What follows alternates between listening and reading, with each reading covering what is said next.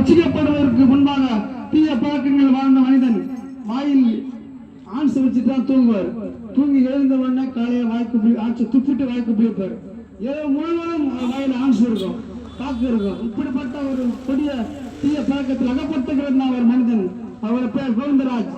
கோவிந்தராஜ் என்று சொன்னாலே அந்த கடத்தலில் உள்ளவர்கள், அந்த கடை ஓனர்கள் பயப்படுவாங்க. இந்த கடத்தருக்கு போனாலே எதாவது அடிச்சிருவான், எதாவது உடைச்சிருவான், நஷ்டம் வந்துடும் அப்படின்னு பயந்து வாழ்வாங்க.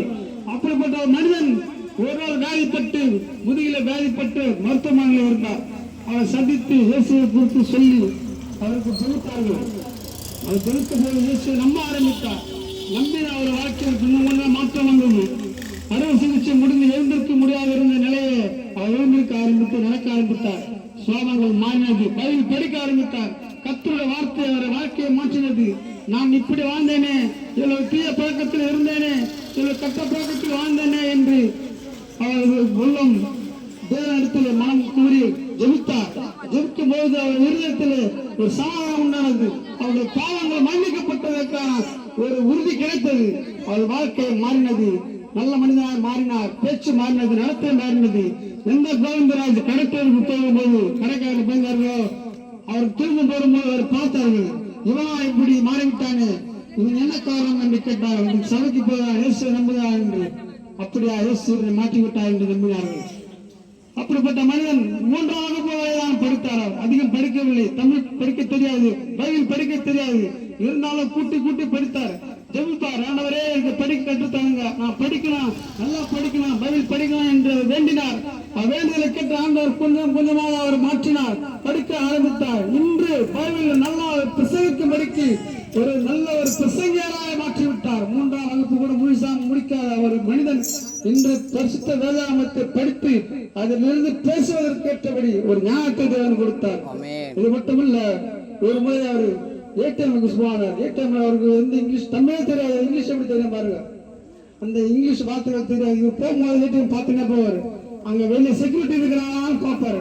செக்யூரிட்டி இருக்கிற ஏடிஎம் தான் போவார். ஏன்னா அவர்கிட்ட போய் கேட்பார், ஐயா அவங்க எடுத்து கொடுங்கன்னா எடுத்து கொடுப்பாரு. அதனால ஒரு முறை பணம் எடுக்கிறதுக்காக போறாரு, யாருமே இல்லை. ஏடிஎம்ல யாரும் இல்லை. இன்னொரு ஏடிஎம் போறாரு, அங்கேயும் யாரும் இல்லை, செக்யூரிட்டி இல்லை. இவருக்கு பணம் அவசரம், எடுக்கணும். யாருக்கிட்ட கேட்கறது தெரியல.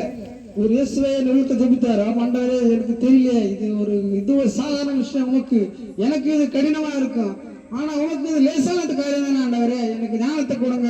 ஒரு ஞானத்தில் குறைவுள்ளவனா இருந்தால் யாவருக்கு கொடுக்க ஆண்டவரிடத்தில் கேளுங்கள், அதை கொடுக்க முடியும் என்று சொன்னீங்களே, எனக்கு ஞானத்தை கொடுங்க, எனக்கு எப்படி எடுக்கணும்னு தெரியல, எனக்கு வார்த்தைகள்லாம் ஒண்ணுமே புரியல, எல்லாம் ஆங்கிலத்தில் இருக்குது ஆண்டவரே அப்படின்னு வேதனையோடு மனம் கொண்டு ஜெபித்து போனார். துணிந்து போனார். போய் ஏடிஎம்ல போய் போட்டாரு. எதை பாருன்னு தெரியல.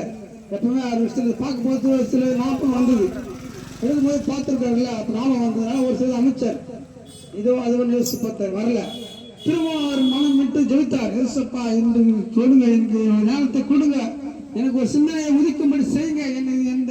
இது ஒரு சாதாரண மிஷின், இது என்ன தோக்கடிக்க கூடாது, நான் ஆண்டவரோட பிள்ளை, இது எனக்கு இதுல நான் ஜெயிக்கணும், எப்படியாவது காசு எடுக்கணும், இது நமக்கு சாதாரண விஷயம் தான். நான் படிக்காத ஒருவருக்கு அது ஒரு கடினமான ஒரு காரியம்.